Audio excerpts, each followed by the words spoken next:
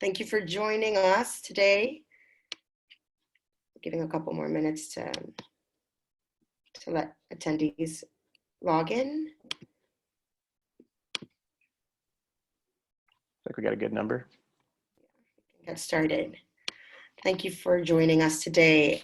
This is Unlocking Product-Driven Growth, and we have Sabrina Scandar, Anish, our host, Akshay Rathod, and Ghio. I hope I pronounced that correctly. Right. You did. Nicely done. Well, this is being recorded. We'll send an email with the link once this is ready. So feel free to engage in the chat if you want to ask any follow-up question or anything. I'll be taking a peek to the chat so we can have a flowing conversation there as well. Alrighty, I guess we can start with introductions. I pass the mic to you, Anish. Cool. So my background was actually running growth-driven companies, both full-time and as a consultant for about 12, 13 years, spent 11 years in San Francisco, moved to New York about 2.5 years ago, and actually began building out actually a recruiting operation roughly 7, 8 years ago as well. So did recruiting and consulting for quite a while, and then actually just completely focused all in on the recruiting about 3 years ago and cut off the consulting. And that's all we do these days. We're basically an executive recruiting firm for senior level folks within product, marketing, growth, analytics oriented roles.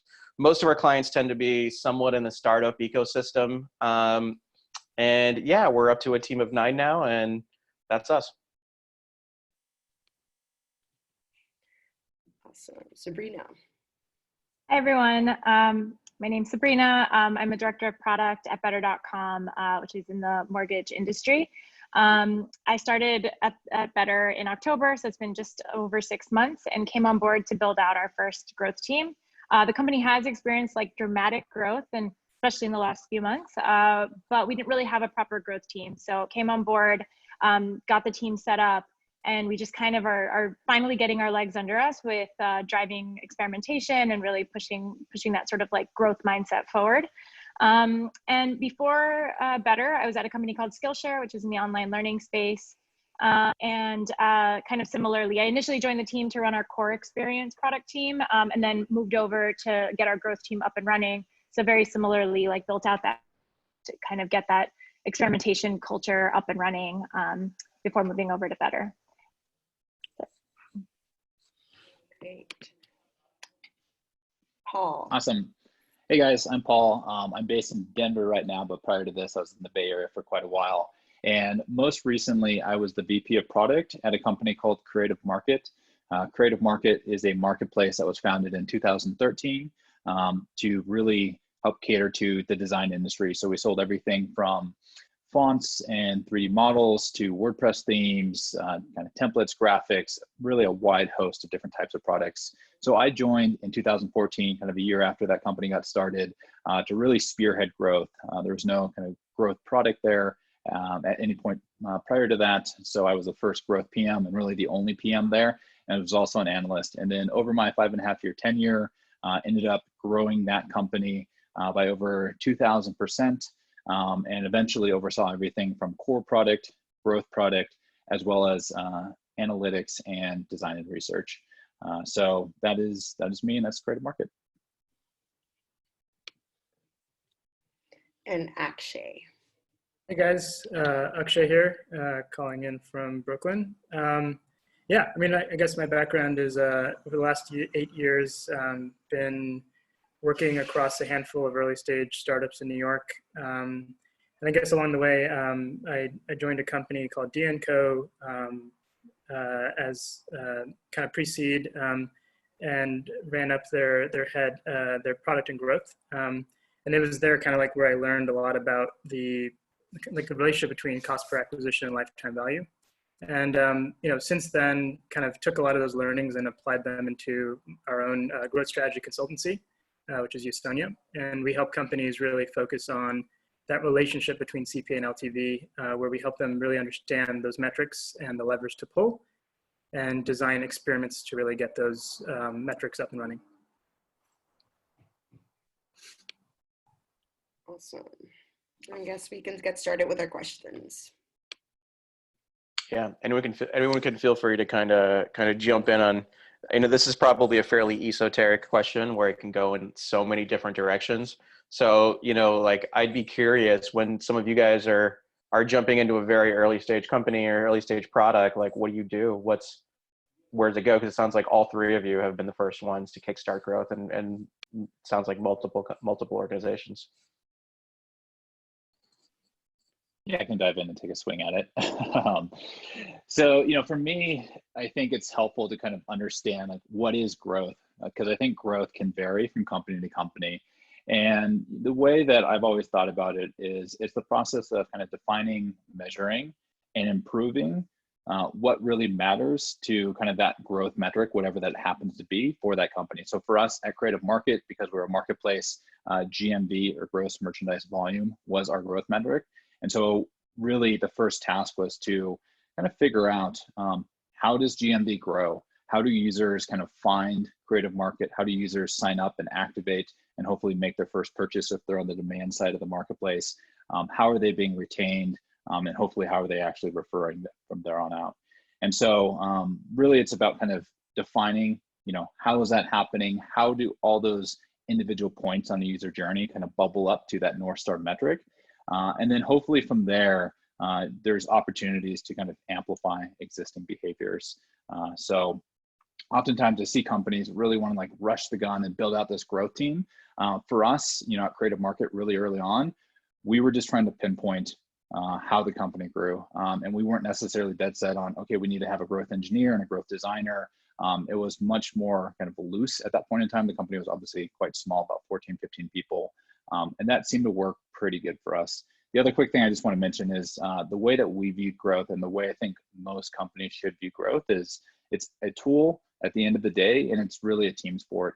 Obviously, you need to incorporate engineering, data science if you have that at your company, design, product, and marketing to make it work. Yeah, I really agree with that sentiment. I think our approaches are pretty similar. Yeah, I think of growth at the gate like as a very interdisciplinary approach around pulling those certain levers that really make profit. And so particularly when it comes to the kind of growth that we run, it's really around customer profitability. And what we do is actually a growth audit where we study kind of the full customer journey all the way from top of funnel all the way down to the nth experience with the business. And by doing that, we're able to kind of just identify what are the key metrics in that journey that really drive growth. So, before you can even grow anything, you just have to really understand those underlying behaviors.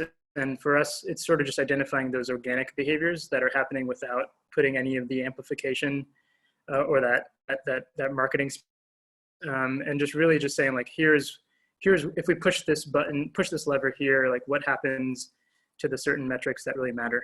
So it's really just identifying those first, and then just running a bunch of experiments around those.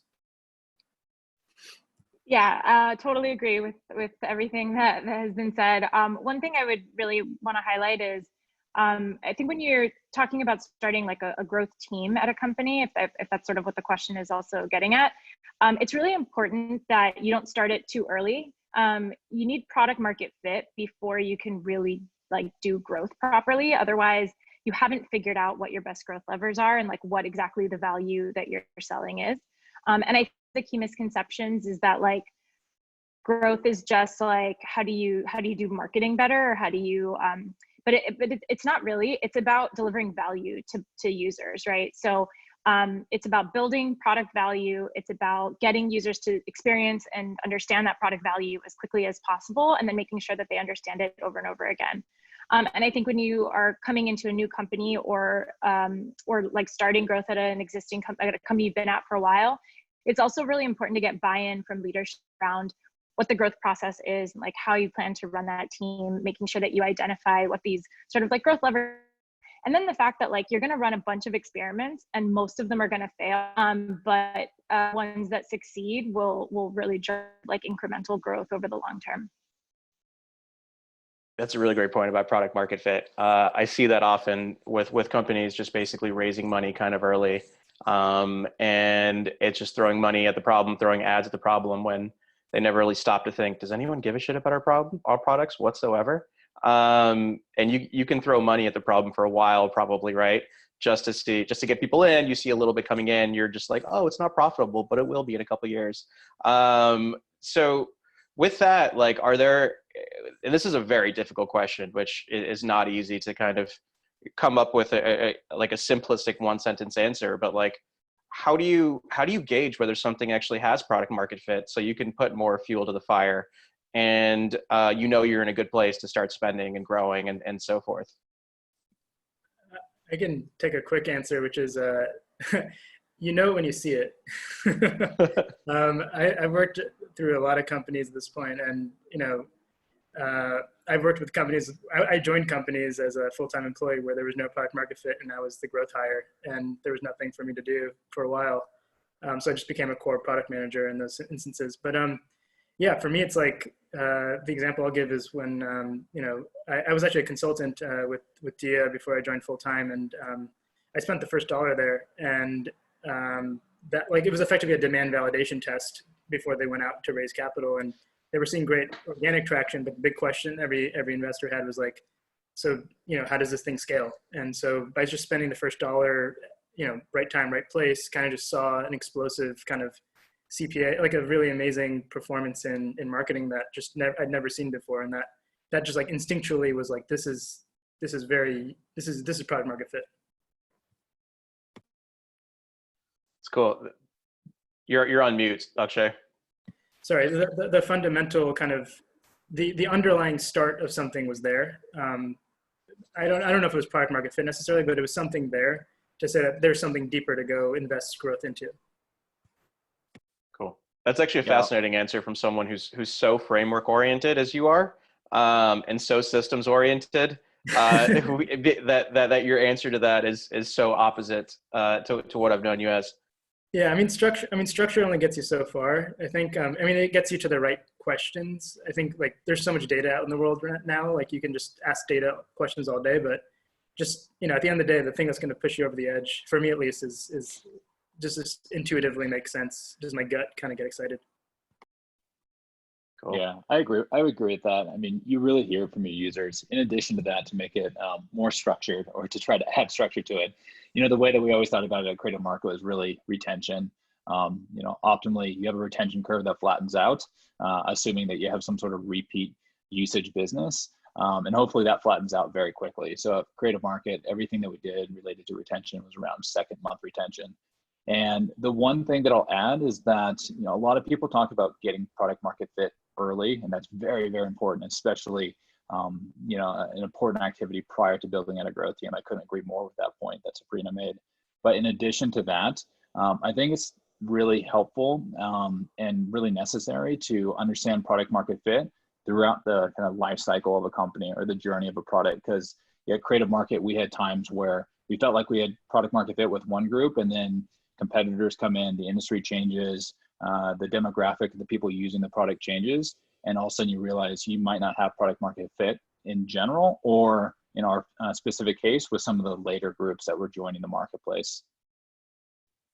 It's a really great point, that you may have it at one point and then 10 other companies copy you or make a better product than you, or whatever that might be, and you can lose it, and then you have to test again to figure out your new set of products that might actually be appealing or exciting to your customers. Cool, thanks for that. Do you feel like, and you mentioned retention a little bit as being a sort of marker for product market fit. Are there any certain metrics that someone can look at to think, okay, if we have this, then that means people are really caring about what we're doing? What comes to mind for me is actually user referrals. So if people are telling their friends and there's some word of mouth coming in, but I don't know if there's any other ideas that either of you guys have. I think it really depends on the business. So like, for example, for a subscription business like Skillshare, like Dia, you are probably looking for some sort of regular use, right? So you kind of want to, there's like a whole bunch of different like exercises you could go through to figure out in your data what your sort of basic use cases. And so are you a weekly active use product? Are you a monthly active? Are you a daily active? Figuring out that, and then like understanding like what's the natural use case of this product, And then if you can see that retention curve flatten out as Paul said, then I think that's sort of like how you get there.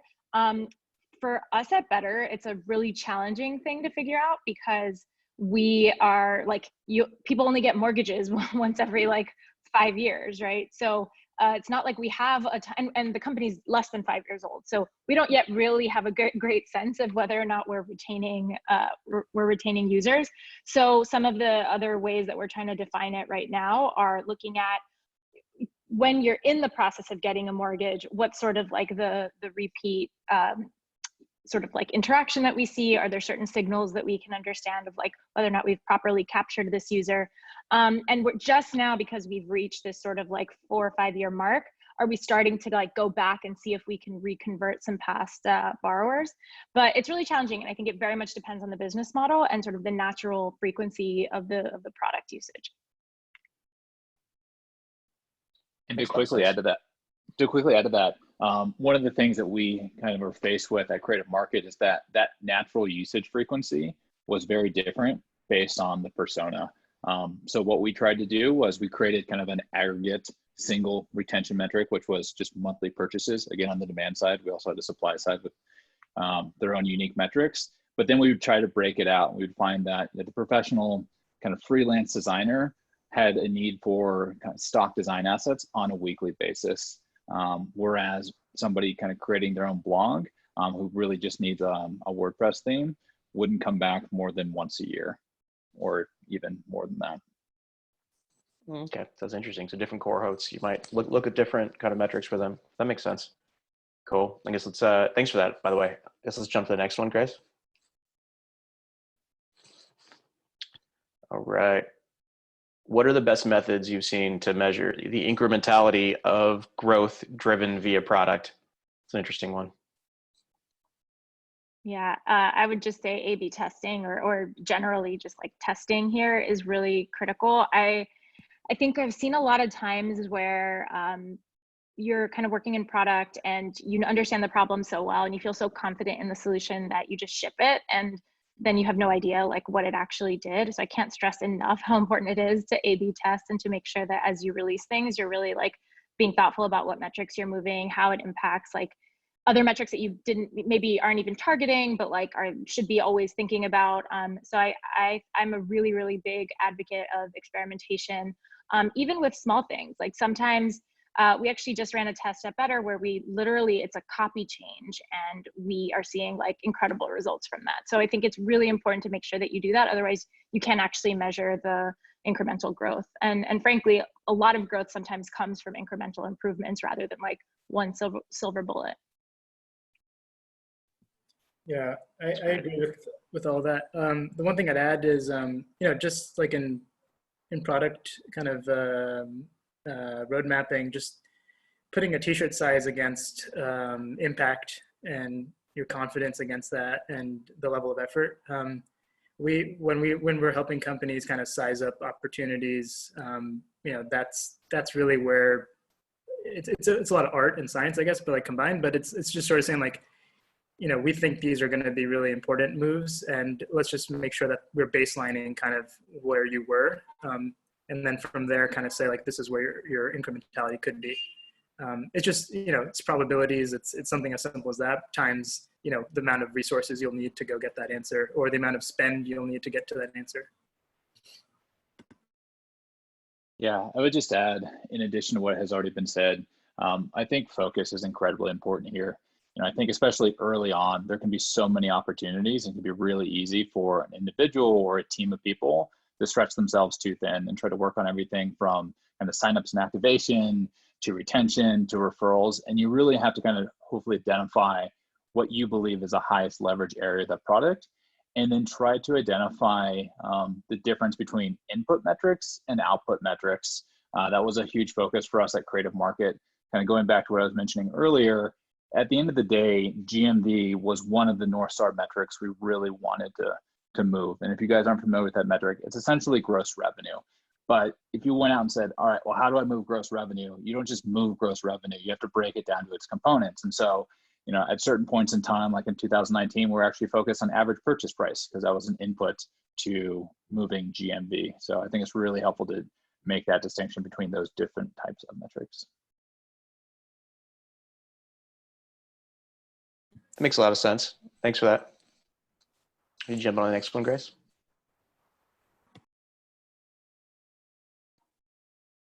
This one's pretty interesting because I'm sure everyone here has some opinions or experiences over the last month or two that could speak to this. From all the clients that we work with, what I've learned is it completely depends on how lucky you were with the industry you just randomly happen to be in. Unfortunately, if you are in an industry building products for, let's say, travel, companies are really stepping back, and while they could run ads, while they could kind of invest a little bit more, I think they're just thinking, let's wait it out and keep costs as low as possible and just hope in 2 to 3 months everything comes back to normal. I think if you're also in anything to do with local businesses, restaurants, anything like that, but if you happen to be in delivery services or entertainment or something where someone can do anything on their mobile phone addictively, I guess that's kind of like entertainment. You've gotten very lucky randomly, and your business may have just shot up. From what I've heard from companies, if you do have something more engagement focused as a product, engagement is up, but monetization is not going up at a similar rate. So, it probably creates a creative conundrum for some of these companies in terms of what can you do creatively to engage these people, even if they're not spending, and have them come back later when they maybe have a little bit more predilection to spend. That's just what I've been saying. Great to hear from you guys. Yeah, this is a really interesting question. I think it very much depends on the industry you're in, so I'll caveat that. But I also think that it might be that you need to change a little bit the way that you're thinking about growth. So this is something that, so at Better, we do mortgages, we do both purchase and refinance. In this sort of economic environment, refinance is booming. And so that has we've shifted the majority of our operations towards refinance. But the reality is it's really important for our business to grow in purchase as well, both from a just in general, it's important for our valuation, it's important for our positioning in the industry, it's important for us as a product. And right now, frankly, a lot of people, most people are not buying homes because you can't go do home visits. There's all of these things. A lot of people lost their down payment in the stock market. So the purchase across the industry, purchase has shrunk. And so that kind of hit one of our big 2020 goals. And so one of the ways that we've sort of reframed our focus on this goal that has been obviously impacted is, well, we may not be able to grow our purchase business in total volume or in total we can't 3x it this year, but what if we kind of reframe our thinking and we talk about growing it in terms of market share? Can we just capture more of the purchase that's happening in the market, even if it's in total numbers, not necessarily the dramatic growth that we wanted to see? So we've had to shift our targets a bit, but I think it's still something that we feel really strongly about investing in over the long term, because we still want to set ourselves up to capture it. So we're not scaling back from it. We are just adjusting sort of the way that we're thinking about growth for this particular goal that we have. I think that makes a lot of sense. And then also additionally, when I think of growth done in the best way possible, and I think even particularly as it pertains to product-driven growth, I think some people just think of it as a nozzle. You turn on and off and money should just kind of fall out of the nozzle. And that's just how it is. You just kind of flip switches and have money fall out to the other side. But realistically, to do it well, I think the best definition I've heard is that it's just accelerated learnings. It's trying a ton of things, figuring out what works, what doesn't work, and then figuring out a way to roll out the results from that, right? So I think Sabrina really touched upon it right there, that you can still run your experiments. You just might have a slightly smaller audience. And there might be, a mild silver lining where when everything isn't so on fire and up and to the right, you may have time to kind of step back and look at your systems and say, do we have the right technology in place? Do we have the right processes in place?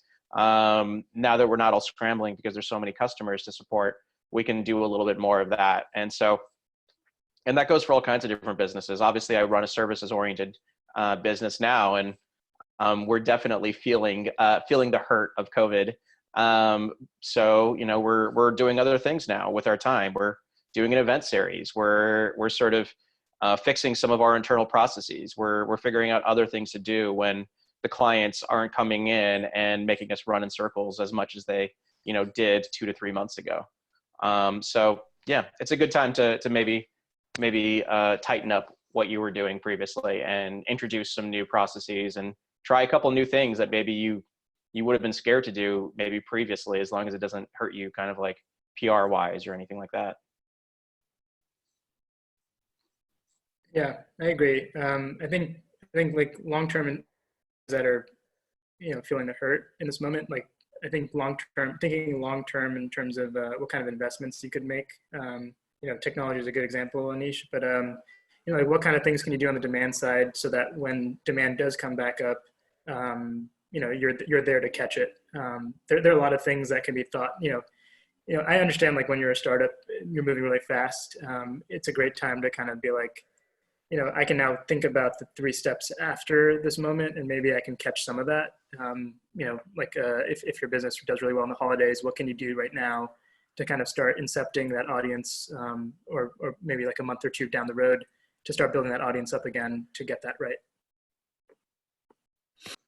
Yeah, I would quickly add too, I think it's important for companies to first, or growth people to first kind of understand what the company needs, to really understand what's the cash position of the company, what's the balance sheet look like, because ultimately, you are subservient to those needs, and it might require you, if you haven't already, to kind of throw out OKRs and goals. But the thing I would kind of highlight, which has already been said in various ways, is really if you can do things that are still sustainable in nature that will reap benefit down the road, do those things. I know a lot of companies are getting forced to get a little hackier and kind of do basically what I call business pops, like run sales and do that just to kind of improve their cash position. And if you have to do that just for the health of the business, it's completely understandable. But to the best of your ability, continue to focus on things that will kind of reap benefits for months and hopefully years to come. Yeah, it's a really good time to invest in SEO, I think, for those kinds of companies. I think that's exciting that everyone's answer is roughly yes, instead of just like, shutting down and hiding. Cool. Jump to the next one, Grace.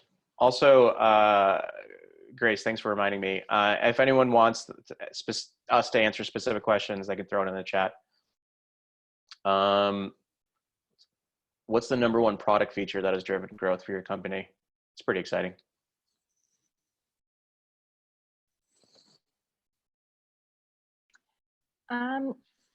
Go ahead, Paul.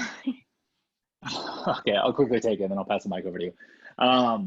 So I think the #1 thing that we did at Creative Market, there was a lot of things that kind of compete for this top spot, probably like 3 to 5 things. But for us, SEO is a really important channel. We were a marketplace. We have about 4 million products when I left a few months ago. And so, we did a lot of kind of technical SEO. Some people define that as product-driven growth. Some people define that as more marketing. We actually had a SEO or an acquisition product team. So it was very much a product function at Creative Market. And, when you have 4 million pages, there's just a lot of long tail traffic. And so we had hundreds of thousands of topics. And really it was about just ensuring that we had the right content on a lot of those pages. Some of that stuff was done a little bit more programmatically. We had our single data scientist really helping out a lot of those efforts. But a lot of it was just kind of organization and ensuring that, we could identify the single kind of group of pages or the single tag page that should rank for a given term, and then kind of direct internal links that way, disavow other links that maybe were hurting us, pointing to those pages, and the list goes on. But yeah, SEO was probably the #1 thing that we did. I think, I don't think I've been at Better long enough to answer this question for Better, but I can kind of talk about Skillshare. And I think the reality is there weren't any like single products that I think that we launched that just like were the thing that did it. I think there was a lot of like incremental improvement. One of the big things that we saw was that Skillshare is an online learning platform for people in the creative industry, and it's an open platform, which means anyone can be a teacher, anyone can upload a class and content. So there's a ton of stuff to find. And one of the problems we saw was just that it could be very overwhelming. The quality of the classes was all over the place. And if people can't really find something great to watch, we saw if they can't find it pretty quickly, we would just lose them. So a lot of what we invested in was different ways to like curate for our users. So like some measures of quality, right? So we introduced like badges that we could indicate like what were the best classes. And then we invested quite a bit in like machine learning and improving our search. And those kind of three things combined, like curation, improved search ability, and machine learning recommendations, were things that we really saw that drove like good retention across the board. Cool. I have two. I'm thinking which one to share. My favorite one is I'm an advisor, like a hands-on advisor to a company called Find Shadow. It helps pet owners find their lost dogs.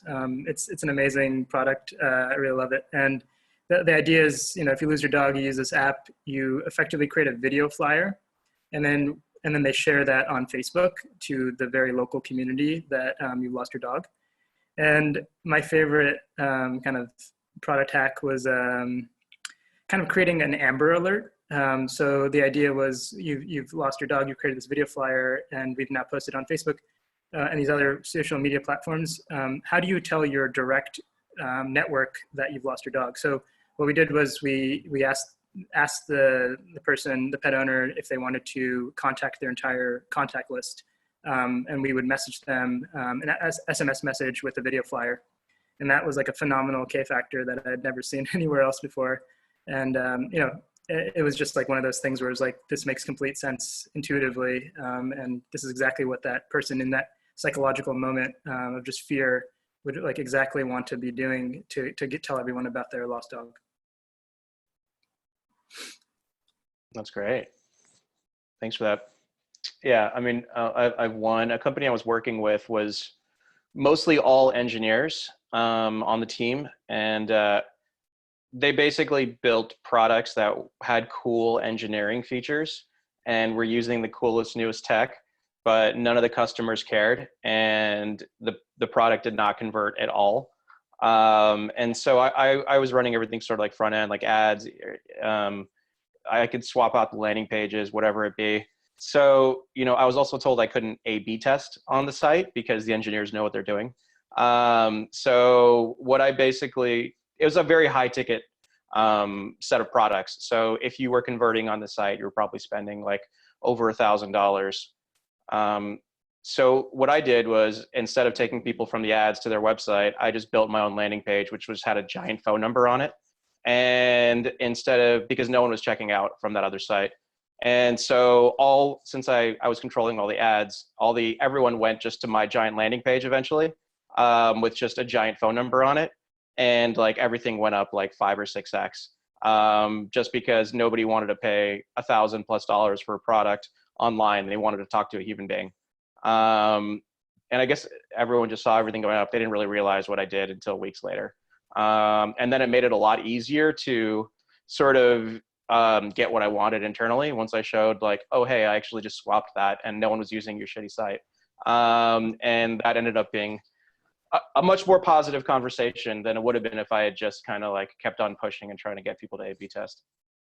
But human contact works. That's actually one thing I've noticed a lot with a variety of sites. Like if you can get a human on the line to help people through a process, or if someone had a positive experience with customer support, or even if you have a chat widget that someone can talk to, like I get it if your product only costs $20, like the costs for having all of that are kind of crazy, but if you can afford it in the early days and having a human being involved, you can always scale that back down the road. But it really helps number one, helps you convert And it really helps you understand where your user problems are as well and what they actually care about, which goes back to our sort of like product market fit question as well. Yeah. Also, this is, I don't know if you want to call it a product feature, but it was a feature that worked to drive growth quite a bit for some of the clients. Picking up the phone and calling as many of your clients or customers as possible, and just asking them. And it's surprising to me how few people do this. They'll send out like, you know, NPS surveys, which I think is kind of bullshit. Like, what do you really care whether someone ranked like, would you recommend a friend to use this product and you got like a 7.2? Like, what do you do with that information, you know? But if you actually pick up the phone and call someone, you'll start seeing a string of reasons why people are purchasing your product or abandoned your product. So one example was a company I worked with. Everyone was buying the product on the list because they knew one of the founders. She was very well known. They were like a friend of a friend or a friend of a cousin or something like that. And that was how we knew we had zero product market fit with that product, because everyone was coming from basically a friend of a friend. So that ended up being pretty useful for us. So while it's not exactly like a technology driven feature, it's worked wonders with learning things. Yeah, talking to people is so important. Just an N of 5 can give you, like, spending an entire day just talking to customers is, I don't know. It's like it reaps so many rewards. At Dia, the founders and the head of merchandising and I, we traveled to a bunch of cities across the country, Omaha, Dallas, Nashville, and we do focus groups, one-on-ones, like just really try to understand, like, what are you reading? What news are you reading? Like, what do you do for fun? You know, very simple questions that just like gave us, and like just being in the ethnographic kind of mindset, like just being in that space, that milieu, like we were able to just collect so many insights that were just so intangible that when we came back to New York, we were like, oh my God, there are just so many obvious things that we just weren't thinking about. Cool. Yeah. Let's jump into the next one.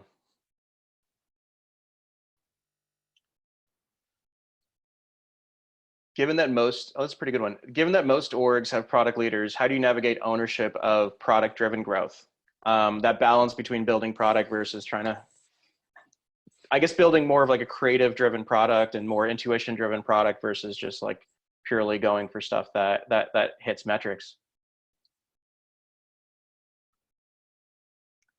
So I can kind of speak to how I've seen this work at Skillshare and now at Better. I think, so in both cases, product, so there's like a larger product team, and then growth product sort of sits under that, but works very like cross-functionally with our marketing team.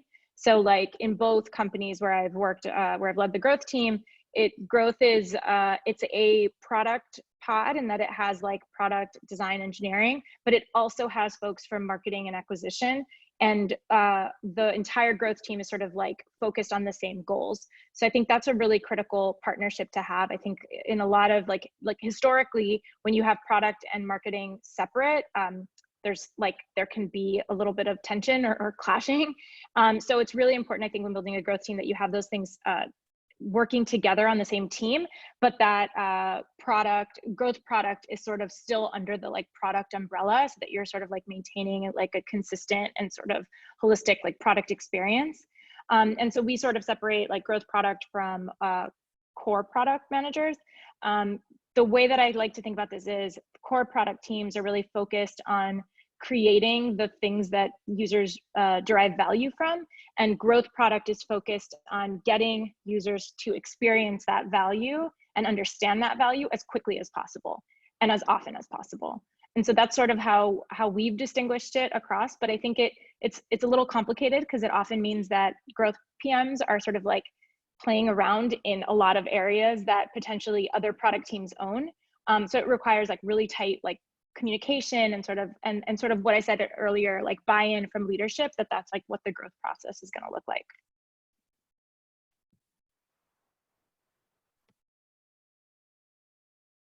I totally agree with that. You know, at Creative Market, we had so many different models that we tried out, where we had kind of growth as a service provider, more or less like a consultant, growth reporting directly to marketing, growth reporting to product. And I'm definitely biased, but I think, you know, if your product has leverage points, if your product has leverage points within the product itself, and growth needs engineers and designers on some sort of regular cadence, that group should be reporting a product. We actually had an acquisition product team, as I mentioned earlier, and that was really kind of an extension of the marketing team. In that, you know, they're focused on SEO, they're focused on our affiliate program. They would even kind of build out landing pages for paid ads, but it was still a product team.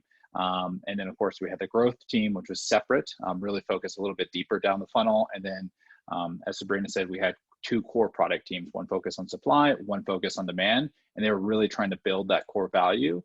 And the overarching way that we kind of thought about it was as a portfolio, and dependent on what the business needed within kind of a given quarter or a given year, we would allocate resources accordingly. And so sometimes the growth team would get built up a little bit, maybe have a little bit more engineers taken away from the core product team. And sometimes I would go the other way, really just kind of dependent on the business priorities. Yeah, I think growth product people are troublemakers. We're sitting like nestled between the marketing, distribution, and sales part and the core product. And, you know, depending on the business you're in everyone's business, so to speak. So it is a very complicated thing, and it can get messy. But I think it speaks to the intersectionality of kind of just the growth mindset, which is you have to be holistic. You have to kind of, you know, be using everything and anything. It could be a marketing, you know, the opportunity could be marketing related. It could be core product, but I agree, Sabrina. It's definitely the piping. I think sometimes with myself as a plumber, like I'm just literally like just operating. I'm doing maintenance work on a pipe on a funnel. So I definitely I can see it really. It's very, you know, the growth team is very much based on the situation, the context of the stage of the company, as well as what the product or service is. And I've seen every version of it at this point, but my favorite is just being a siloed team that's like self-sufficient and just jumping like a SWAT team up and down the funnel. At Dia, like, you know, luckily I was growth and product head, so I got to kind of just meld the two. And so we were working on growth marketing and growth product simultaneously. So CPA work, LTV work, and we just jumped back and forth. That was obviously very easy because of the ownership of it. But I think it gets, as you have more stakeholders, it's just communications are really critical. For sure.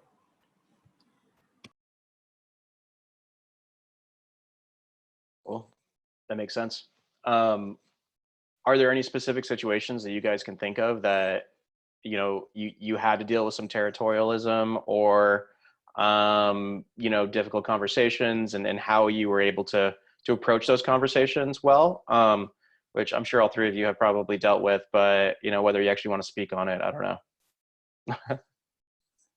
Yeah, I'll speak on a high level. You know, something that we eventually arrived at was creating team charters. So these were kind of literal documents, kind of defining the mission of a given team, the KPIs that they were responsible for, who was going to be on those teams. And those were very collaborative in nature. Like when I wasn't overseeing product, working with our VP of product to ensure that we had kind of alignment and agreement, and it was in writing. And I've just found that kind of process incredibly helpful. It's not like a fix-all solution, but it definitely helped. It's more than I've seen in most orgs, just even really having it writing, like, what do you do when X situation happens?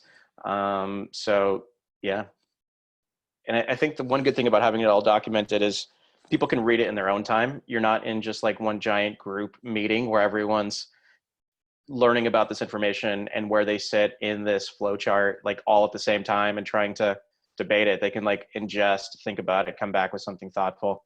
So that makes a lot of sense. Yeah, I'd also add to that, you know, oftentimes we would have to kind of adjust those team charters, but they served as a really nice kind of baseline for this is where we're at now. And if a problem arose and it wasn't working, we kind of renegotiate and recreate the team charter. But it was a thing that we could always kind of point back to. I think something else that's been really effective for us is we're pretty rigorous about documenting the things that we're working on, and I think, and not just documenting like what, but why. And so I think if you can kind of justify why you're going to do this thing that's in somebody else's area, and you can say like, look, here's the data behind it, here's the expected impact, like all of those things. And if you've done the homework, it's very easy to go to a team and say like, look, this is really important for us to do.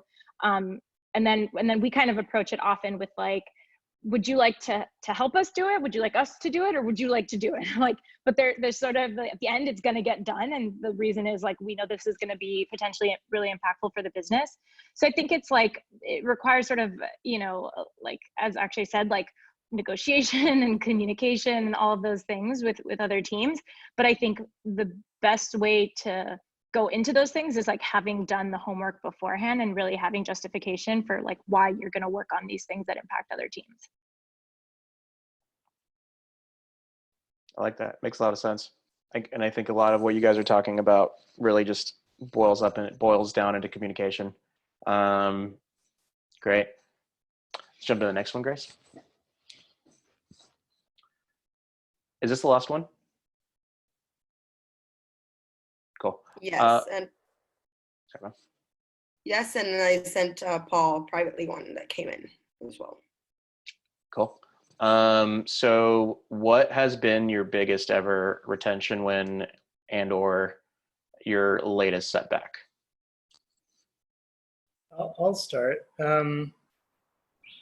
Yeah, so when I joined Dia, the first thing after spending some money in Facebook and being shocked by the demand validation, I went really deep into the customer behaviors, and I really wanted to understand frequency, customer frequency, as we mentioned earlier. And what was really interesting was at the time there was no subscription product. There was no element of a recurring behavior.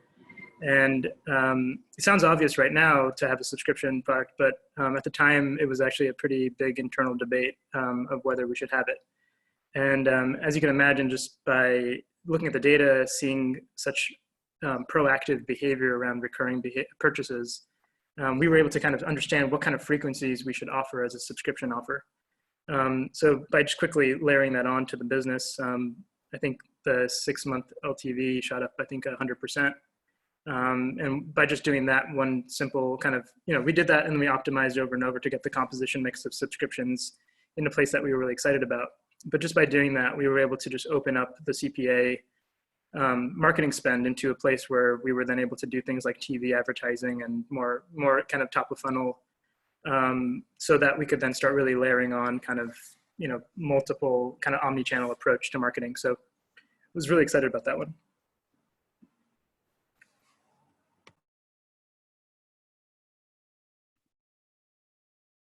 How about you, Sabrina? So there's two things I guess that come to mind, particularly at Skillshare. One was we did a lot of work on our cancellation flow, and some like various experiments about like if we move around the steps, like how does that work? If we like give people an offer sort of at the end of it, like different things, if we like explain to them what they're going to lose, kind of some of that work actually had a pretty big impact on the cancellation rate. And then the other one that actually was really surprising was we did a lot of price testing while I was at Skillshare. And something that was like, I remember I had a bet going with my engineering lead on one of these price tests because I did not think there was any way in hell that raising our price, our monthly subscription price, would increase retention. I thought maybe like, yeah, it'll be better for revenue, but like we're definitely going to see a drop in the number of conversions and retained users. And actually it had the opposite impact. We increased our price by like $4 from 15 to 19 and actually saw improvements across the board on every metric, including what we also saw that was, and this was kind of the goal, was we shifted more people into annual plans because of the fact that now the annual plan looked more attractive because the monthly was like a little bit more expensive. So it was really interesting to see that like the annual subscription went up, but so did the monthly, which was like a really weird pricing psychology experiment that I didn't expect. And it was something so small, right? Like just price testing that, I personally didn't have high confidence in, and it still actually was pretty effective. Yeah, super interesting. I would not have expected that. I would have lost that bet too. So at Creative Market, the number one most impactful thing that we ever did for retention was something we called free goods.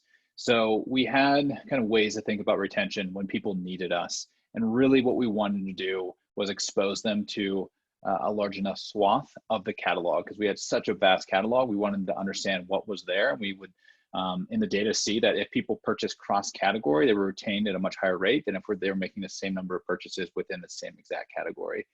But we were trying to figure out, how do we get people to come back when they don't necessarily have that like immediate need? They're in Photoshop and like, oh, I need a stock photo right now. And so we created this program where we would offer 6 free products on kind of an interchangeable basis. So we'd give away 6 free products. They would last for a week. And then the following week, specifically starting on Monday, we would have 6 more products.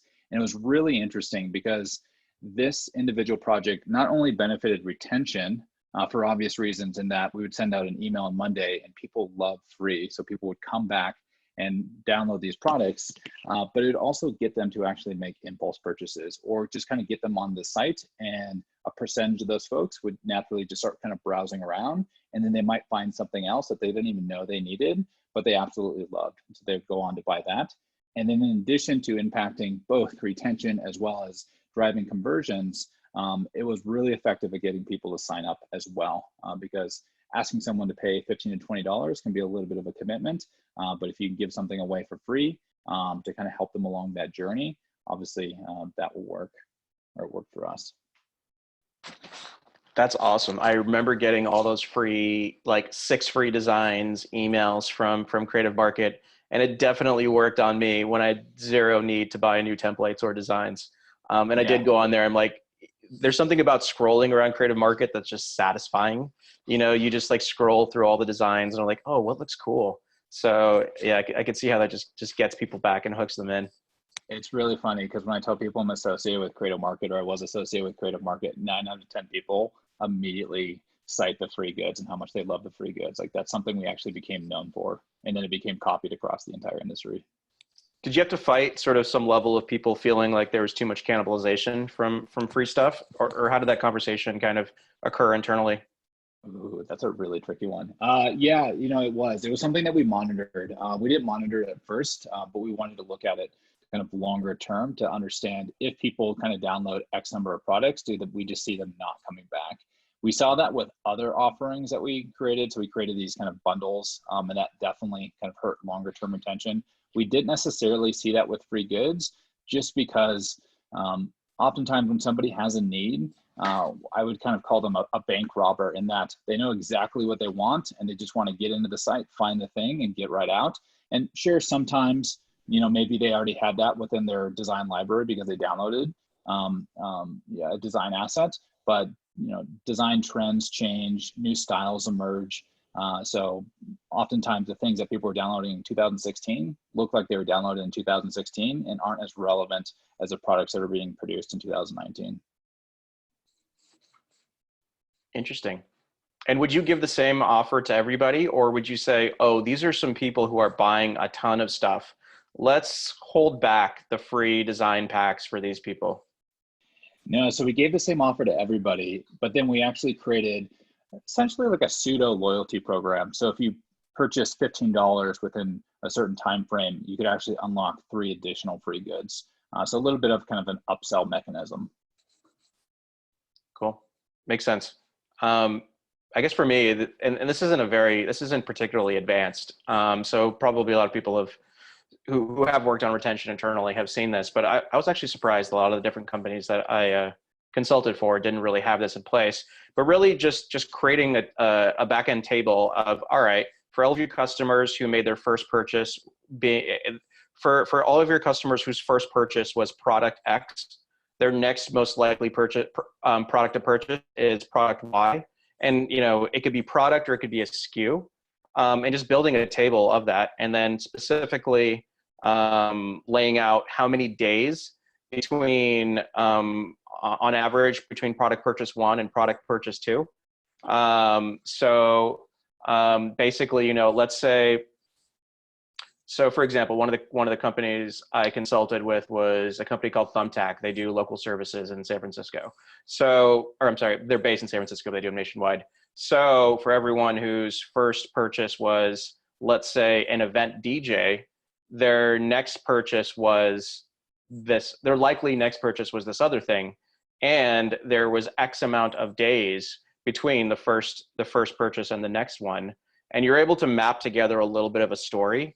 And then let's say their first thing was an event DJ, and then their next most likely on average product was like, let's say, an event photographer, and they purchased that 2 days later. You know that, all right, their likely next most purchased product is this. So when someone pays or books that event DJ, you want to hit them right before that 2 day mark when they're likely to get that event photographer, and upsell them on an event photographer, because based on the averages in your database, that's likely to work. So rolled that product out at Thumbtack actually across all of their users, and it was actually an 8x bump versus what their normal welcome program was, which is just like, hey, we're Thumbtack, we do a lot of these different things. And it actually taught you a lot about their users as well. Like the cohort started to get really interesting, and then you also learn who was excited about who was happy with the products they got, because some of the people who were unhappy, they would just purchase the same service again. So you would assume that like the service provider they got the first time was not very, very much to their liking. And that works really well with e-commerce. It's pretty easy to port over. It's a company who has a ton of SKUs. You can run that in a pretty automated fashion. There's a question in the chat. Perhaps we can attend before finishing up. Yeah.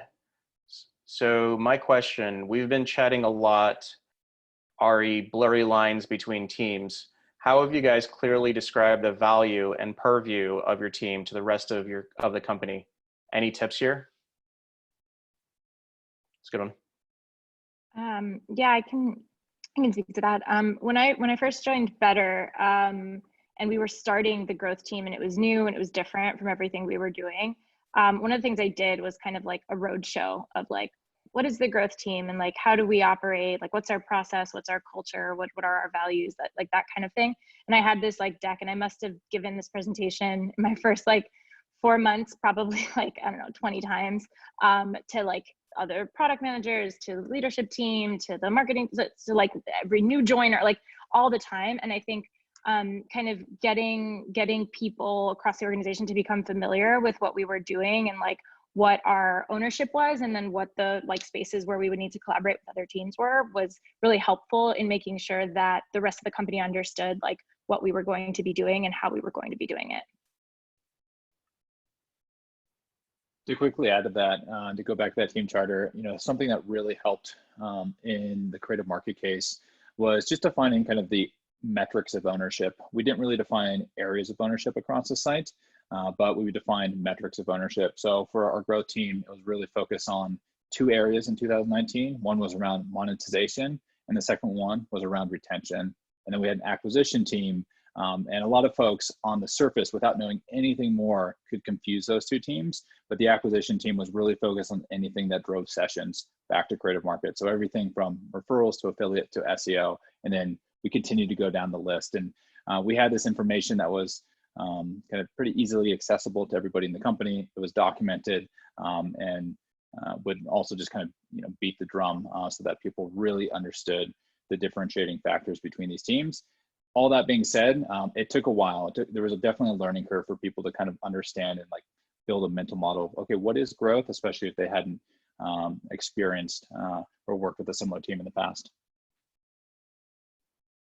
Makes a lot of sense. That sounds quite laborious, and something that you'd probably tire of having to like explain to people over and over again, but as long as it works and people feel happy afterward. I think we are hitting the end of our 1 hour here. Thanks a lot to the panelists here, Paul, Sabrina, and Akshay. If there's are there more slides, Grace? I'm not exactly sure. Nope. Okay. So if anyone wants to reply to us with any questions or anything like that, happy to keep answering more stuff if you want to drop us an email. But otherwise, thanks for attending. And there will be a recording of this that we'll be uploading. So yeah, thanks a lot, everybody.